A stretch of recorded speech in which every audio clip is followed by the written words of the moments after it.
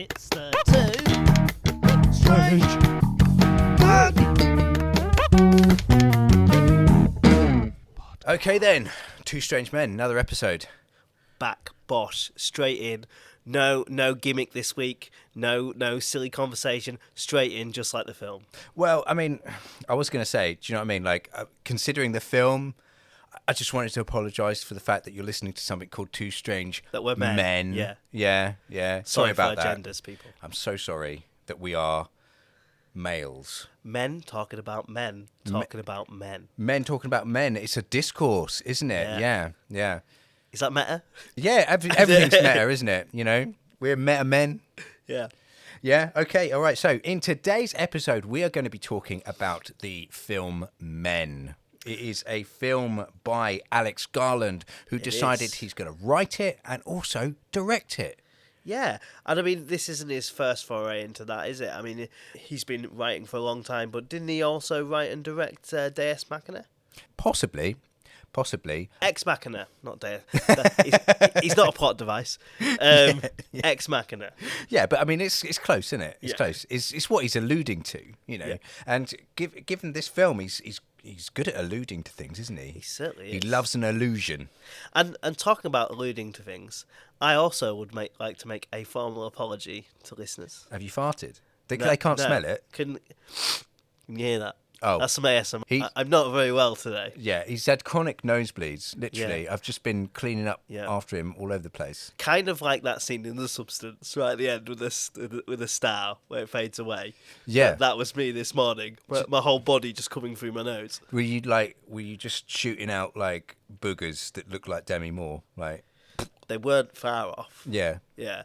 In fact, with the thing at hand where he kind of like keeps rebirthing himself, we'll come to that. That Yeah. kind of was what it looked like. Well, I ended up making a little link to The Substance, and yeah, in particular, it was the whole birthing thing because Yeah.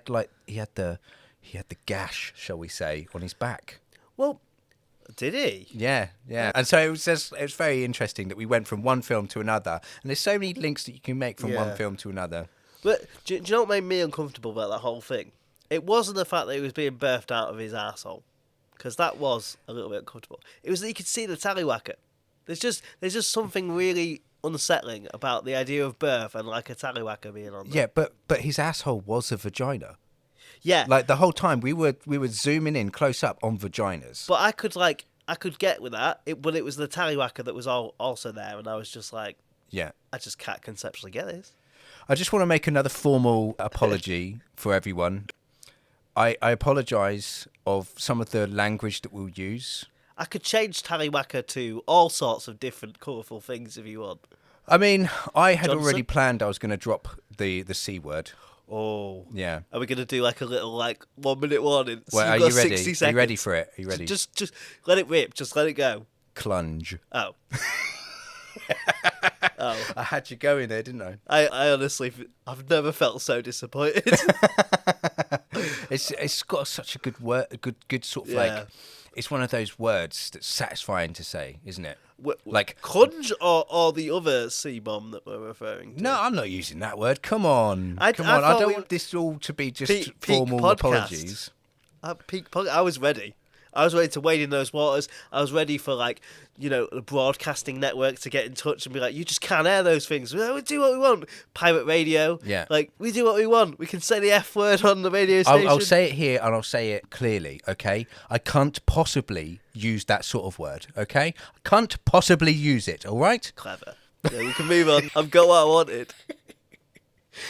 Okay, all right. So I just want to say, do you know what I mean? Like some words are just really nice to say, and like now I'm going to say a few words now, and it's going to seem like I'm a bit pervy, but moist. Oh. It's a good word, isn't it? It hits the back of your receptors, though, doesn't it? Yeah. And it's funny, like we talk about language that's interesting to say and to hear. Yeah. And when I think about like the film, Yeah. for me the dialogue is the the weakest part. Oh yeah, definitely at the end. Yeah, I've made some notes about how just on the nose it got at the end. Yeah. I quite like a bit of the dialogue throughout though. I'm not gonna lie. Obviously, with the film, the best part of it is the symbolism, the visual imagery that you get. And I think for the most part, the dialogue is forgivable. Yeah, I mean, some of it was strong. Like, I quite liked all of the argument, the stuff that I would say is the realistic tone. The stuff that happens for me, because I separate this film into two categories in my head. There's the naturalistic part that kind of happens before she gets to the countryside. Yeah. And then the symbolistic part of the film where you can't really take anything like that it's really happening, because really it's the whole thing is a trip, right? Everyone has the same face. Yeah, but they made a point right at the end of showing the friend turn up and the car was actually destroyed and there was blood trails through the house, which kind of poo-hoos your idea there. But I still think, because that blood could have been anywhere. Yeah. You know, could have been from anything. Yeah. But also, like, the damage of the car, she could have done that, right? Yeah. And not even like there wasn't an intruder. I just think the fantastical element that everyone there, including her, seems to be not registering that this guy has the same face. Yeah. So what you want to essentially say is that if you were to put this in the realms of reality, as in this is a film that isn't necessarily just there to be like an allegory or etc. Yeah. It is in a real life depiction. What actually happened was she went through a lot of paranoid, delusional, like a whole paranoid, delusional grieving process at the place. Yeah, you know? if you were to try and kind of frame it in a naturalistic way. So I kind of separate this into two films, right? You have the flashback sequences of the suicidal jump. Yeah. Then you have the kind of more sort of folk horror-y elements of the Green Man. Yeah. The stuff that was based, let's just call it the flashback for like ease of use, right? Yeah. The flashback stuff, that dialogue was written well. Yeah, For the I had no most problem part. with that. Yeah, and good performance as well. Yeah, definitely. and it's Jessie Buckley was the woman. Yeah. Who gave quite a strong performance. Definitely at that point in time, and really sort of added to the discussion that she ended up having with Rory Kinnear throughout the film afterwards. I also really liked that it did a lot of, through the dialogue, it gave me contextual information without going. So, for example, at no point did she have to say in the first kind of 5 minutes, he's emotionally and manipulating me. Yeah. You could get that from the dialogue. She didn't have to go, you do this all the time. Yeah, I didn't need that because it was quite clear in his tone, and I thought that was good. And those elements didn't then translate to Rory's character. No. Because everything was just so much like, I'm going to be really obvious about what this is. Well, it's like the pinnacle point of it getting really obvious was her ex-husband. When Rory eventually gave birth to the ex-husband, and he's like walking through that main living room, and he sits down and he goes, well, here I am, broken ankle, broken wrist. I did this when I dropped, out of the apartment, blah, blah, blah, blah, blah. It's like, come on, man. Like, you don't have to say any of that. Do you know what I mean? Yeah. But I think part of it is related to the idea that we can be all poetic and we can kind of like think about these sort of the depictions of like men and what it symbolizes and everything like that, which I guess we'll talk about soon.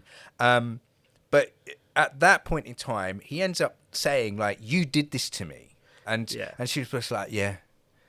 But it's just like, am I agreeing with that? Or am I like, yeah, like, shut up. Like, you know what I mean? Like, and it's like when you get down to it, like it's intentionally provocative to call this film Men. and just leave it there. Absolutely. You know, and we've had conversations with quite a lot of people about this film, and that comes up. Like, if you're talking to a bloke about this film, then they will bring that up, and you look online and you've got people having lots of discourse about this. Yeah. And it's all intentional. It's all there. And it's like, at the heart of it, although it's got all of this real sort of like poetic visuals, and I actually like a lot of this film, at the heart of it is just men. It's that feeling. It's trying to like incorporate that into a sort of like an expression of primal sexuality, the duality of men and women, but at the same time, it's from a female perspective, and it ends up being about men. And you can see that on her face. Instead of being the height of the film, she's not in terror, she's bored of it. Yeah. And, you know, the idea that... it's this idea of the everyman, isn't it? Like, the fact that Rory is every male character. Yeah, every male character in that film, yeah. So it's kind of like, you know, they've characterised male characterizations and gone, this, you know, every man at some point will sexualize you. Yeah. Every man at some point, no matter how nice, because, you know, the person who let in, bit kooky, nice guy, but then right at the end, it devolves. Yeah, but I mean, like, it's not a fair depiction for something that's called men, and I don't think it needs to be. Yeah, I think it's meant to be representing like a broad misandric, which is the opposite, obviously, of misogyny, a broad misandric depiction of men. And I think that's important, right? Because you've not got everyone. Do you know what I mean? You've not got like the doting father that really wants like the best for his daughter, and, you know, decides to I mean, I'm obviously gonna offend people if I say stuff. Do you know what I mean? But like, decides to like make sure that like home life and careers are equal and these sort of things. That type of person who's like, you know, the Bill Bailey, which wears on an episode of QI, I'm a feminist. Do you know what I mean? Like, that sort of thing. That these people aren't represented. But that's another part of like men. That's a healthy part of men, but that's not represented in this, you know? What we have is men in points of power, don't we? And I'm not against this depiction. Yeah. Like, I think it's fine, right? But I can understand why it has got backlash. Like, I can see it from both sides. I can see that it's a portion of, like you said, you know, men in power and women in power are very different beasts than the Joe average. Absolute power corrupts absolutely. There's a reason why it's such a popular phrase, right? So yeah, it's shining a light on that. But I can see where people cross that and go, no, it's a blanket approach to how men are seen in society. I think it's an interesting film, and it's an interesting look into that. And am I biased? I love Rory. I love him. I'd watch anything. There's two actors that I'd drop anything and watch whatever they're in. So there's Rory. Do you want to guess my second? And it's not Nicolas Cage. It's Rory, but he's playing a different character because that's what he does in films now. You got it. No, it's Stephen Graham. Stephen Graham. So This Is England. Oh yeah. 1,000 Cuts at the moment. Yeah. I would what? No, I'm not going to say that. Not going to say that. Do you think Stephen Graham would have done a better job at playing this character than Rory? I think Rory's good though. Yeah, there's nothing wrong with Rory in this. I think he's fine. But if I owned Hollywood, if I owned Hollywood, right? Yeah. Everything would be Stephen Graham. Oh, okay. Everything. Stephen Graham Spider-Man. all the way down. Yeah. Yeah. Like, he'd play the Queen in The Crown. Yeah. The new Frozen. Yeah. Yeah. Have a Scouse accent. Give him everything. Yeah. Yeah. All right. Okay. Sounds good. So you like the film Snatch then? It's okay. It's not my favourite of Guy Ritchie's work. Oh, is it not? But it's it's Stephen Graham. Like I it's like his it. debut, isn't it? I like it. Yeah. I like Guy Ritchie in general. Okay. It's just not my favourite. Cool. Okay. We're severely digressing. We Where are are. we going? So let's get back to this. So like Rory Kinnear. Yes. Yeah, he played a multitude of different characters, and we were just talking about how he is representative of not necessarily everyone, but I guess a lot of the bad in society. Yeah.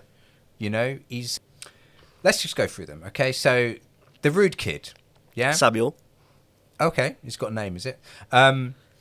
It's pretty freaky seeing him. Yeah, the CGI wasn't strong. No, it wasn't strong, particularly in that first scene. Like the CGI got amazingly good when the child was like one of the things expanding and giving birth. Yeah. Like then it was like, oh my god, like how are they able to do that with all of the blood on its face and stuff? Like that was amazing in comparison to the previous shots and stuff. Like the church scene where Yeah. we took it off, and I was just like, "Oh, that's Uncanny Valley plus 1,000, isn't it?" Yeah. It almost looked like they just Yeah. inserted his face into like a round peg hole. Absolutely, yeah, it looked really bad. But no, that character, it's I guess it's important to see how bad attitudes that men can have, toxic masculinity and stuff like that, can start at a very young age and become more refined and more subtle as you get older. Yeah. I guess. And you could see the parallels in the same scene between Samuel, who, was like, "Fuck off, you're a bitch." Sorry, language. To then in the same scene, the clergyman, who was very kind of subtle in his insults. Yeah. And kind of was really nice until he was like, well, essentially, it was your fault. Oh yeah, yeah. I don't want to call him a clergyman because, like, if you see what's decorated in his church, I'd like to call him a clungeon. I'm okay with that. I think. Is that the title of the episode? No. The Clungeon. Yeah, maybe. I don't know. There was another one peeking in there. I can't remember what it is now. I've lost it. It would be the clergyman. Don't go into the clergyman's church. So yeah, you've got that, and then you've got other people, don't you? Like the main character. I can't remember his name. Let's just call him Hubert. It doesn't matter. Like the landlord. He had the most dialogue out of all of them. Jeffrey. That's it. He had the most dialogue out of all of the characters. Even he, who was like protecting and saying, no, I insist, I want to do this, I want to do that, I want to buy you a drink, I want to take your bags in and things like that. It's easy to basically like look at that and go like, well, what's wrong with that sort of behavior? But it's like it's like a microaggression, isn't it? Like the fact that someone's saying, no, I don't want you to do this. Like, don't do this. No, don't do this. And they're like, no, your money's no good here. All of this stuff. It's like, well, maybe I don't want you to buy me a drink. Do you know what I mean? And like that obviously that goes beyond, and you think of like the implications when you're like at a nightclub and someone's buying you a drink and they expect then to be able to have a conversation with you and stuff like that. It's just like, no. Do you know what I mean? There's all of that element that makes up toxic masculinity, and it's kind of being shown here. And to be honest with you, it's easy to basically go like, that's rubbish and everything, but that is a problem, isn't it? And it has its place. This kind of conversation, the film exists to highlight things, and sometimes it highlights things in such a kind of like absurd way. Yeah. And for me, that's why film is such a good communicative tool, because you can have that conversation. And I probably am quite microaggressive if I regularly say your money's no good. Well, I mean, like the thing is though, like there's all these sorts of like things. Like, I have a big problem. I've probably talked about it in the past. It's like I've got a problem even when someone were to stop their car. I've literally had like angry rants at people because like I've been at the side of the road with my kids trying to teach them the rules of the road and everything like that, on bikes as well, which makes it more awkward. And I've had like a Tesco lorry, right, come up. It's a weird sort of junction as well to be doing this on, but they stop in front of us, and I'm waiting for the light to go so that we can cross. And they've stopped ahead of time, and then it's just blared their horn as if to say, come on, waiting for you to cross. It's like, fuck off, mate. Do you know what I mean? Like, and I literally, like, in front of my kids, had a massive rant at this guy. And yeah, it was, I kind of felt like embarrassed, but like, I shouldn't feel embarrassed. He should feel embarrassed. What the fuck was he thinking? When Do you know what I was mean? this? This was like a couple of years ago. Do you know what I mean? Oh, Like, wow. This It feels raw. This was me with like a kid on the back of my bike, and then my other little kid on like their first push bike. Do you know what I mean? I'm trying to teach him, and then just madness happens. What? No, I'm not standing for that. But anyway, do you know what I mean? Like regardless of whether it's like men or women, we all do that sort of stuff anyway. You know? But yeah, like I've struggled to find a problem with this film in the way in which I think a lot of people will talk about it in online discourse and stuff like that. Maybe half of them haven't even fucking watched the film yet before they're going to want to put their 2 cents in. That's sort of the problem with where we are, right? Yeah. How many times have we had students go, oh, that film sucks? I'm like, oh, so when did you see it? Oh, no, I saw X, Y, and Z on YouTube review it. I'm like, but have you seen it? Yeah. Because it's a completely different thing. I just want to clarify that I really like this film. Yeah. I had a good time with it. It's definitely got flaws that we've already kind of looked at. In our department alone, there are people that don't like this film. Yeah, we've talked about that. But that, if I just went, I'm not going to watch this because one colleague or 2 colleagues doesn't like it, and tell everyone it's a bad film, I'm not making my own mind up there. Yeah. And we're definitely getting worse at that. Yeah. And this idea of, oh, people have poo-hooed this film, so I'm not going to enjoy it. Yeah. You've got to wade in those waters yourself, because you're a person with completely different conceptual ideas of what a film wants to be. But I mean, like, just to basically say that a film is bad based on a premise and the premise alone is madness. Like, you wouldn't do that with any other form of art, would you? Do you know what I mean? Like, good art has nuance and has the ability to promote discourse and stuff, you know. I do, do you know what I mean? At the same time, though, I kind of feel like this film, I mean, good art pushes buttons, you know? Yeah. This film's trying to push a button even just by the title alone, you know? And I think that's where we're coming off from, is this idea that everyone's got their buttons pushed. It's provocative. Yeah. But actually, when you watch, apart from the title, when you watch the film, before the kind of rebirth cycle, there's not much that's provocative in it, really. No. I really liked the first act, and going into the second act, I thought it was just really, really strong. I loved every minute of it, to be honest with you. And yeah, I mean, like, one critique that I've heard about it is that it kind of like loses its way at the end, but I don't necessarily feel like it does. It's just, you've got a big finale, you've got a big, do you know what I mean? Like, we talked about the substance and we talked about that whole beauty pageant stuff. Do you know what I mean? Like, this is very similar in that way, as in there's not a lot of content, not a lot of extra content, but we're just reveling in the stuff that we've made already at this point in time, you know, and we're finishing. I described this film to my wife as a fast-paced, slow-paced film. Yeah. Because plot stuff happens quickly. Yeah.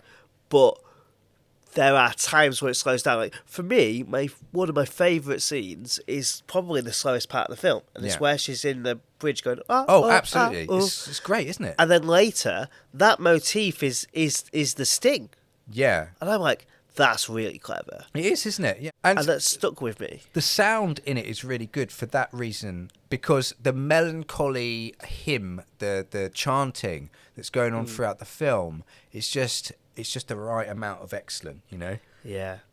It's really good. So I'll take you to that church scene. I love that church scene, by the way. Like, that for me is the eye of the storm. It's got so much to it, and all of the montage and stuff like that around it as well is just so good, you know? Yeah. It really sets the scene. And for me, when we cut back to the final moments where she's kicking the guy out the house, and we cut back then to the church, and to represent that it's her memories that we're seeing, and she's crying, and she harmonizes with that music as well. Yeah. That's a real powerful moment there, and I absolutely loved it, you know.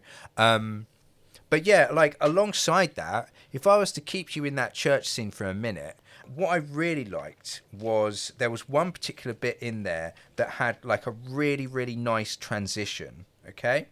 So basically it's the point where she first sees the naked man. So it's actually after the church scene. So sorry about that. I will go back to the church scene later because we've got more to talk about.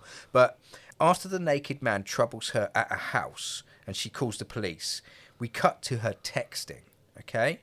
And she says, he's really scaring me, okay?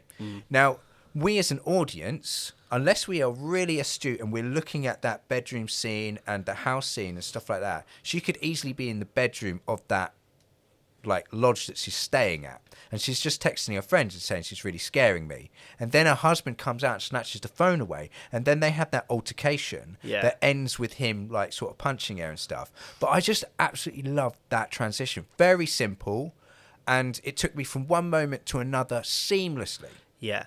And last week, when we were discussing The Substance and Honora, we were talking about the idea of sequenced editing and why we personally felt that Honora probably shouldn't have been in the best editing category. Yeah. And that reinforces that for me. Yeah. Because that is clever editing. That is sequential Absolutely. editing there. Yeah. And that's the sort of storytelling that this this kind of medium can present. Yeah.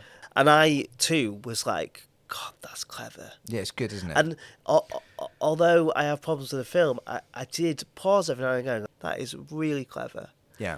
So let's unpack that scene as it goes on, right? So he punches her, okay? And then it cuts to the naked man. Yeah. Let's just call him the Green Man because that's who he is, isn't Yeah. it? Yeah. The Green Man is getting arrested, yeah? And that we're going from a punch. Before then, you know, you've got a male audience basically saying like, well, this is like, should I be offended? Should I be offended? Etc. But then the film pretty much puts a stamp on like, this is what we're talking about. We're talking about the type of men that will like hit their wives and shit like that at the heart of it, you know? Yeah. And it really puts a fine point on that, you know? These are not redeemable characters that are being demonized. Yeah. This is a subculture of males that their aggression is subnormal. Yeah. And you could almost say that this is like a metatextual like conversation that the director is having with us. He's basically saying, you know, punch someone and then cut to the man on the floor. It's like, this is what I'm trying to represent. Like, and everything that goes alongside this. How do we get people that can do that? Do you know what I mean? Yeah. And again, it's like the conversation like is about men and how men can be like wrong in their choices and their behaviors and stuff like that. But at the same time, if we're getting down to it, this isn't men, this is narcissists. Yeah. Do you know what I mean? Women can be that in relationships too. Do you know what I mean? Well, we kind of saw that idea come to full fruition, didn't we? Going more forward in the pub scene where we're reintroduced to the police officer. Yeah. And he's re-going over it, and she's like, "Oh, you know what's been done? Oh, nothing. He's harmless." Yeah, she said the and it was interesting. It was a woman that said that to her. You know, he's harmless. Yeah. Do you know what I mean? And if we look at the context of violence and domestic abuse, because that's clearly an important thematic. It's behind theme. closed doors. It happens a lot in And how many times in the victims' stories do we hear, particularly family or friends, will rationalise it and go, "Oh, he didn't mean that," or "It was harmless," or "It was just once." And it's that same kind of language that is presented in the film. He didn't do anything wrong. He was just, you know, he's harmless. He's just looking around. Nothing would have happened. Yeah. And it's that same kind of things that victims have said have been presented to them. But also, it could be like a signal of someone being killed. Do you know what I mean? Like a murder occurring, you know? Like it happens with children. Do you know what I mean? It's like how many... We always hear, at the end of it all, we hear... You know, how many times the authorities, the social services went to visit and nothing was done. Do you know what I mean? Like all of that sort of narrative that gets thrown out every single time you've got like a child death. Do you know what I mean? Whoa, we're going into child death now. Just waiting for the film that's all about child deaths. Yeah, I don't. Oh, there is one. We will be watching at some point in time. Mother. it's necessarily all Oh, about child. yeah. But yeah, it's very symbolic, a lot, much like this film as well. You know, this film is 100% about the symbolism, isn't it? More than others. It's a lot of the time it's on the nose symbolism, but at the same time, I kind of like that. It allows me to not have to think too hard about, and sometimes I appreciate that. Sometimes I like conceptual films where I'm like, I have to really dig for it. Other times, just give me it. Just give me it. And it's presented in a way that, sure, it's definitely like symbolistic, but I don't have to do it's not Donnie Darko. Yeah. At least not the original. Yeah, not absolutely the not. Darko. And alongside that, you know how I like about a film that's like knows when it's time to finish. This film knows when it's time to finish. It's not some 2-hour epic. Thank fuck. Which was nice this week. Yeah, it was nice. Yeah. Nice to have that. Yeah, we should do more of those. So anyway, like, let's talk about the symbolism because we'd like walk around it, Yeah. But let's actually just get into it, okay? So there's a few things, right? I mean, the only thing I think it was missing was bees. Okay, because it has like I've got this analogy, right? Are you obsessed with getting Nick Cage into every single episode? The bees! The bees! No, it is basically. I just want to tell you something. Like one of my teaching tactics is the idea of like teaching people how to think about what a connotation is.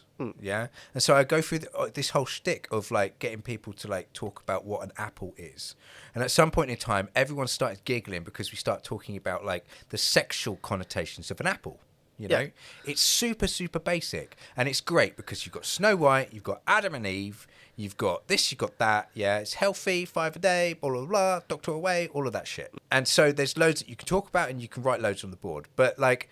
It's always like when we start talking about the birds and the bees and we talk about the fact that like a flower is basically represents someone's vagine, someone's clunge, you know.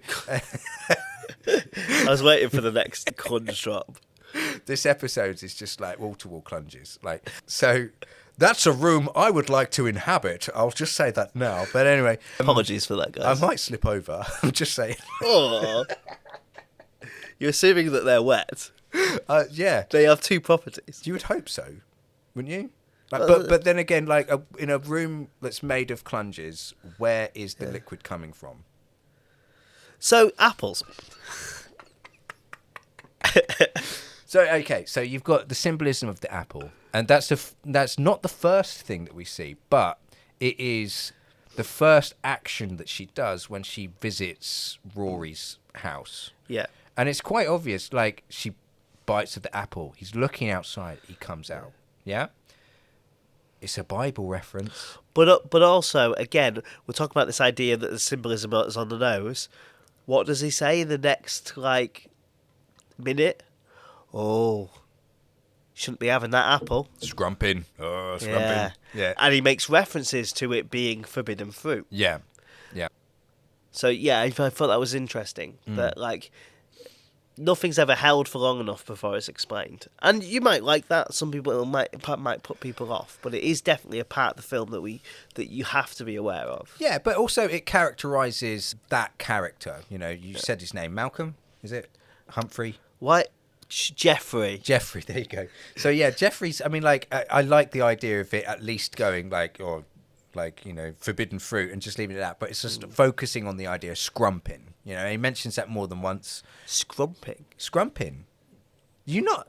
Fuck off. You don't know what scrumping means. Is that when you make cider? No, he said it twice. Did you not? Yeah, no, I know. But like, I was like, what is that? So, like, scrumping is when people would, like, go into other people's gardens or farms and stuff like that and steal apples. Or not apples, but, like, any fruit. Yeah. So why? And you go why scrumping for apples. Like, come on, what are we doing today? I don't know. There's no games consoles. What should we do? But shall we go scrumping? Scrumpy is like an alcoholic beverage, right? Yeah. So and it's about apples, isn't did it? people Scrumpy. Did people take them, and that's how Scrumpy was made? I would definitely assume that Scrumpy, the original Scrumpy, is made from scrumped apples. That's not good. That's not good, isn't it? But it tastes twice as sweet because it's stolen, you know. Do you steal apples? Is this what this is? I've stolen a fair few apples in my time. Cow? Not from your house. Okay, good. So it's fine, isn't it? I don't have an apple tree, but if I did, and one went missing, I wouldn't be happy. Tell you what, my apples in my garden are absolutely rubbish. You can have all of them. They're rubbish. So there's no one I leave them for the no wasps. scumping. your Oh, that apples. was another point as well. That he said afterwards, all those apples do, if you're not going to have them, all they'll do is fall, and then the wasps will come. So, like, even that for me is, like, symbolic. Because Yeah. a big part of this is, like, this, what ends up being this men give birth to men, give birth to men, give birth to men. But it's like we're talking about, like, the worst in men. Like the toxicity and stuff that makes people go, ugh, men. That's what's getting rebirthed. And it's like very on the nose. And she's looking and she's just watching it and being weirded out by it. And that's it. But like, it's alluded to throughout the film, you know, and at the heart of it is that idea of it's like, unless you get involved and sort this out, men will continue to give birth to other men. Like Jeffrey, those toxic traits will pass from son to from Absolutely, father to yeah. son to, and Yeah. so on and so forth. yeah, and like Jeffrey, he even mentions at some point in time what his dad thought of him. Like he said, like, you've got the makings of a failed military man. You know, this is what he said. Well, time to show him, eh? Stand up for a woman, all of that stuff. You know, and that for me was, I think, poignant because of all of this other stuff that's going on. You know. Like, at the heart of it, like, I'm sure you've come across lots and lots of stories now about how you've got, like, white working class males, boys, etc., that are basically abandoned from society, you know?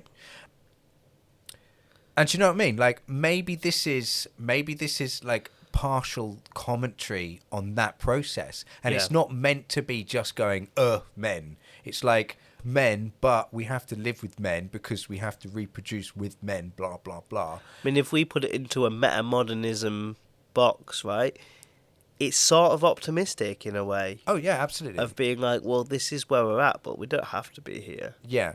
I think the correlation of this film and the substance is more tangible than just there's a birthing sequence. Yeah, totally. I think for a stretch, this is the sort of British The Substance. Yeah. Oh, yeah, I would say so. I mean, that it means nothing, does it? Like, it's a very similar film. Yeah, you're definitely right there. Yeah, it's got some, like, very strong similarities there, you know, with that message. But, like, I don't know, like, it's definitely from, because it's men. Could you make a film just called Women with the same sort of stuff going on, though? I mean, you certainly could. You could make whatever you wanted. Yeah. Would it be received? Would it be made? I'm not sure. Yeah. I mean, I'm not literally talking about the fact that it would be received well or anything like that. Could you literally, like, just take all of the story beats and everything like that and just swap it out with a woman and a man being there, and would that all make sense?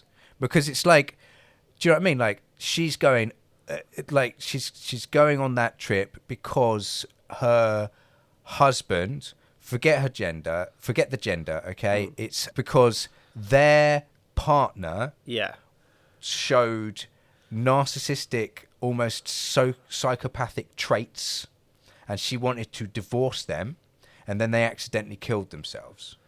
I mean, could you argue to some extent that film has already been made, and that film is Woman in Black? Oh, okay. Well, yeah, sure. If you want, I've not seen Women in Black, but like, it's something I was kind of hoping to wait for the stage show. There is a stage show, yeah. Yeah. I was hoping to see that. Oh, I at some wouldn't. point in time. You wouldn't? Oh no, not if you've got a heart condition. Don't go. I don't have a heart condition, so I'll go watch it. That. I'll take someone with a heart condition with me so that I can get away with murder. You heard it here first, guys. Wall Shit! I put that to. Oh, I can't do that now. Wall to wall Clungeon is murder dungeon. I'm thinking, is there anything we could clip it on this episode? Nope. Not a single thing. Maybe. I don't know. Okay, so yeah, so we're going back to the symbolism, right? Now we've talked about the apple and the idea of it breeding wasps and men and all sorts of things. There's loads of ways that you go with that. The dandelion.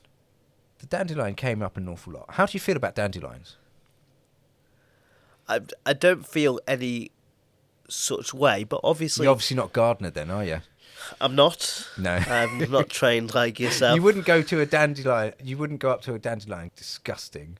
Just like rip it apart. Yeah, absolutely. You'd be like, oh, here's a flower. I can give that to my wife or whatever. Yeah, maybe. Yeah, maybe. I give flowers every now and again. They're disgusting, all right? It's like looking at maggots, all right? Those dandelions. Wow. Because what they do, all right, they're completely unwanted, all right? And they just come along and they just like drop on your pristine lawn, and then just this big, ugly, obnoxious yellow flower comes up, and then what it does is it just basically turns into this like grey, shit-looking piece of shit, and it just blows everywhere, like all in your face. You could breathe it in. It's rubbish and shit. I fucking hate them. This is your toxic masculine traits coming out now. It is, but look, I mean, like at the same time, you know, you look at that dandelion and you see it as this unwanted plant, right? Mm. And we're looking at a lot of men as like unwanted, and is there not kind of like, is there not a part of you that sees a dandelion, right, and thinks freedom? Thinks freedom. When you blow a dandelion, it goes all to the wind. Yeah, but that's childish whimsy. That is, okay, because at the end of the day, someone's going to have to deal with all of those dandelions that drop into their gardens. I feel like you are very traumatized by your past as a for this particular segment. It's honestly like lawn care should not be that much of a problem, but it fucking is. All right, every February, every March, I'm trudging around my garden with nails in my shoes, making holes. It's called aeration, Tom. Okay, if you think I'm a strange man now, imagine me having this conversation with you with nails on my shoes. The really difficult thing for me is I can. Yeah. If I could see the table, I'd imagine that you've got nails on your shoes. Yeah, it's actually quite difficult to walk on like pavement and stuff like that with the nails, because you need to make sure that they are fully upright. Okay, but you can make it. So you're stabbing soil? Is that what you're slowly stabbing soil? You're walking around and some people have like whole machines that just like put like holes in your soil, and it's just basically to strengthen your grass, make sure that the roots grow and stuff. It's called aeration. But do you know what I mean? Like, I have to go through shit like that and put new seed down and do all sorts of stuff to maintain a good lawn, and then some fucking dandelion decides to just walk in. So are you saying that the men in this film, the toxic men in this film, are basically fucking dandelions? Well, it's representative, isn't it? It's like, you know, how many times did we see a dandelion, okay? Like, the idea of a dandelion obnoxiously spreading its seed everywhere. Like, do you know what I mean? Like, that dandelion that spread its seed, is it going to then look after all these other dandelions that it's made? Yeah? In the other lawns and stuff? Is it going to pay child support? Is it? No, it's not. Do we need a wrap-up therapy session after this? Some of these dandelions deserve to be bloody castrated. I'm telling you this. If they're not going to like look after those dandelions that they make in other people's lawns, then they should just like not have it. The government should step in, all right, and just make it illegal for them to have sex. Is what I'm saying. What I kind of want to tell our listeners right now is that if you're affected by anything in this program. Then enter Carl's Clunge Dungeon. Yeah. Clungeon. And enter the Clungeon. Carl's Clungeon. So that's a feeling. I don't share those particular views on dandelions, but I do think it's interesting that it's represented a lot. Yeah. Obviously, nature and this idea of kind of like just there's some industrialization in this film as well. Yeah. So like if we go to the railway. Yeah. A section of the bridge, and then when she's running away from the kind of, you know, the vague figure that's running after her, she gets to this kind of like boarded up massive industrial sort of factory almost. Yeah. Well, I mean, like it's one of the shots that they show right at the start of the film. They show a dandelion with one seed flying off, and then they cut to that old house, that old dilapidated house. Yeah. So it's definitely poignant. They never stay there. Do you know what I mean? She quickly goes out of there and moves on. But what Yeah. did you want to say about it? Just that I think it's interesting. This film is all about like nature, right? And not nature in the sense, but obviously the nature of men Yeah. as well. So it's that cyclical thing. But all running through it, it's got that duality of like modernism. And when I was seeing like the dilapidated kind of like industrial stuff, I was thinking, the stuff we've left behind as a society. What is acceptable for men now is not acceptable, and so on and so forth. Yeah. And then when I was seeing kind of like, it's almost the nature versus nurture debate being played out Yeah.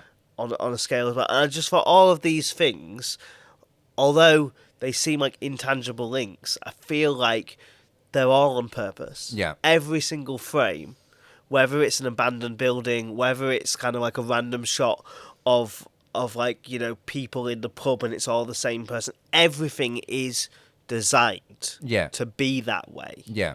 Definitely. I would not be surprised if Alex Garland storyboarded every second of this film. I had that exact same thought, and I had it at the point in time where Jeffrey goes Grand Theft Auto, pulls her out of the car and steals her car, and then we are left with that shot that goes up when we see the sky, and it's sort of like a lovely transition into other such thoughts and stuff before he then comes back and tries to run her over. But just that moment where she's standing there in the dark alley, and you can see the obviously superimposed like skyline, and then it just leads into that with the shooting stars and stuff. Like I had it at that moment. Yeah, this was definitely storyboarded.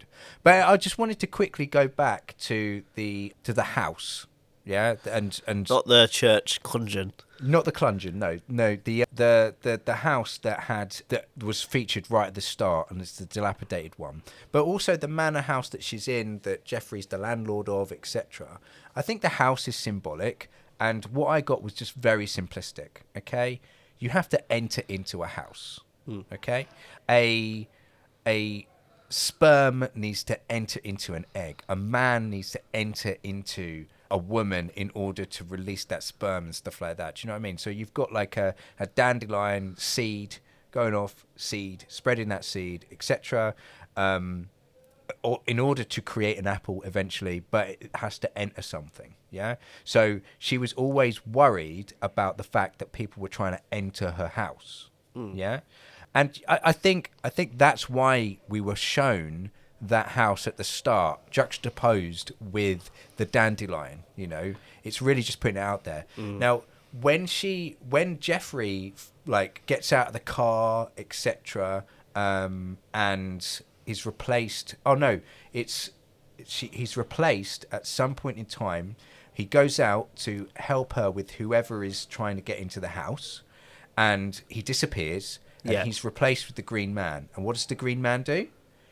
He has a final opportunity. He's like covered in. He's not fully green at this point in time, but he's like fucked himself up, added leaves and stuff. But he takes the dandelion and he blows it just like a child would do. Yeah, blows it. And there's that whole kind of really almost kind of hypnotic sequence. Yeah, but she gets impregnated symbolically. She's raped symbolically.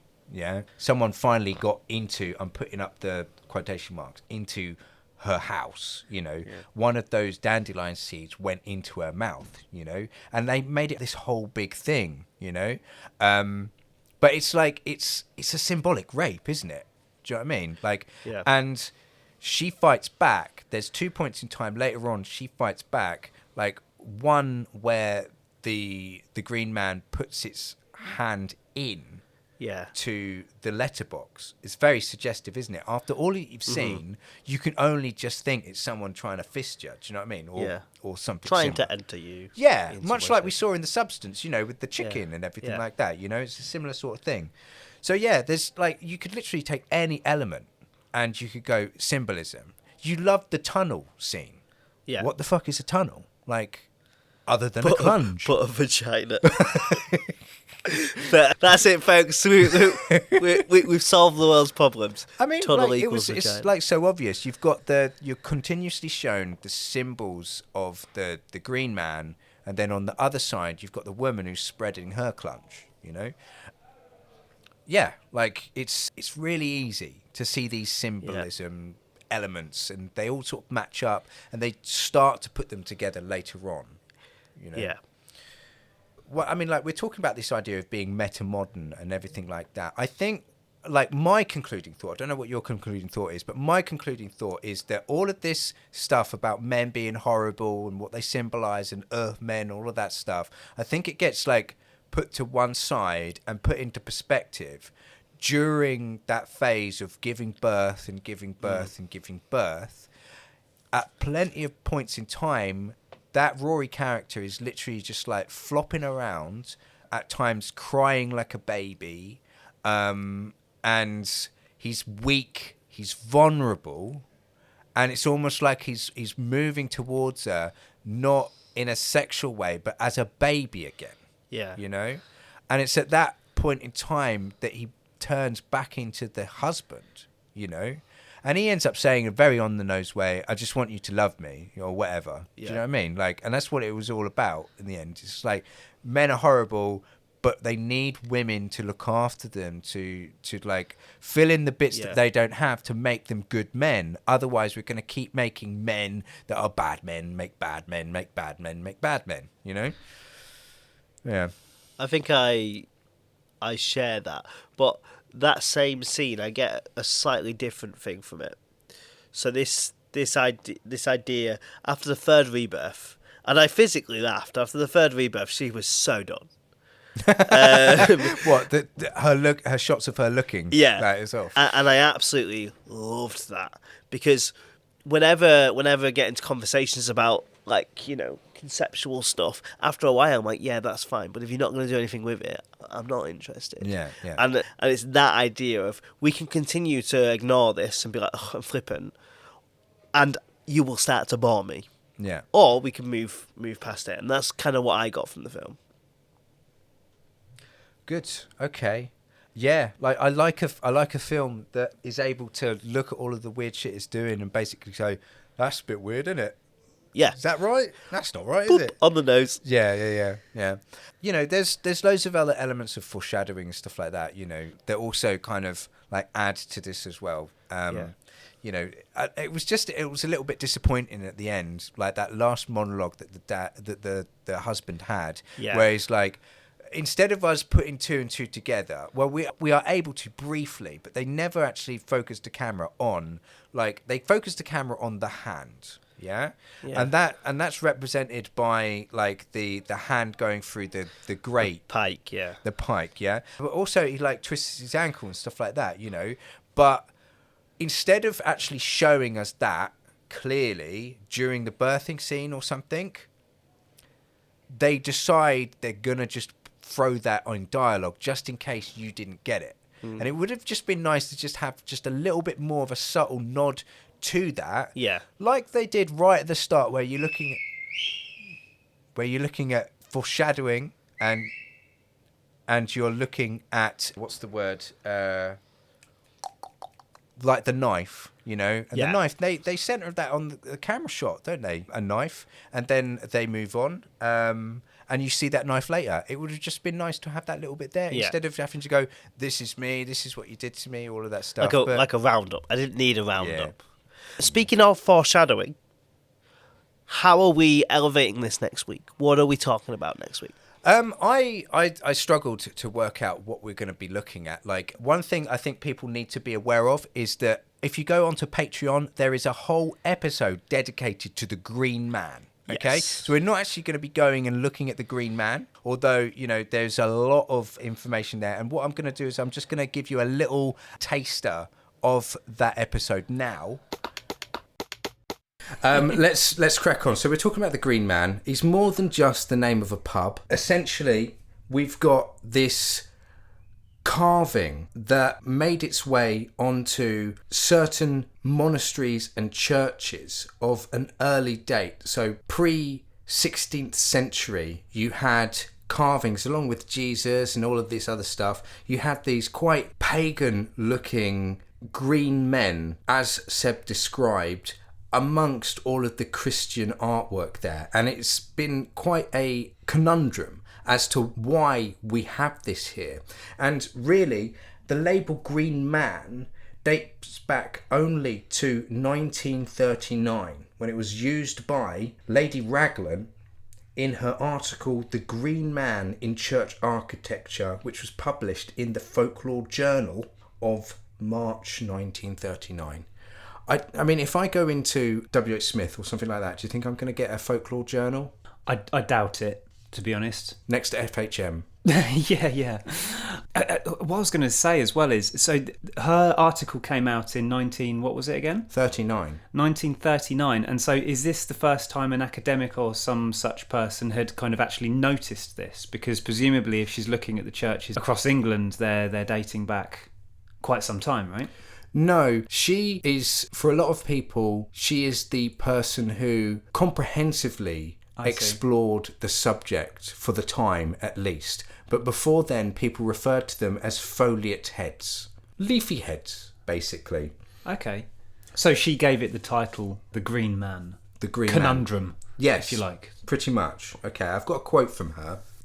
I'm going to do her voice. I know that her voice exactly, so this is it. This figure, I am convinced, is neither a figment of the imagination nor symbol, but is taken from real life. And the question is whether there was any figure in real life from which it could have been taken. The answer, I think, is that there is but one of sufficient importance. The figure variously known as the Green Man, Jack in the Green, Robin Hood, the King of May, and the Garland King, who is the central figure of the May Day celebrations throughout Northern and Central Europe. Thank you. Did you like that? I did. To be honest, I found your rendition of a buxom, old-fashioned English lady to be so good, I didn't listen to a word you said. Well, you have to listen back. I was distracted by your performance. You found my lady's voice buxom, did you? I did. Yes. Okay. And then we're also, I think next week, I think it's going to be about that duality of man and women. I think that's important. You know, it would be a nice place for us to go, I think. I look forward to it. Brilliant. I look forward to more references of your Clungeon. Absolutely not. No, we're going to, I mean, like, what have you got? Like a dick dungeon? What's your fetish? Well, that feels very attackery. Is that a word? Okay, would you rather be in a room that's completely made of boobs or a room completely made of clunges? Boobs. Boobs, yeah? I could actually sit somewhere, like, the thing it's is, comfortable. what I think about is, like, you know, these boobs, if we're walking on them, stuff like that, they're going to get bruised up and stuff. And that's not nice. Do you know what I mean? You'd at least want to butter yourself up first before you go into that room. God. Can this end? Yeah, fine, we'll end it. All right. Bye, everyone. Yeah. Bye. Let's continue this conversation.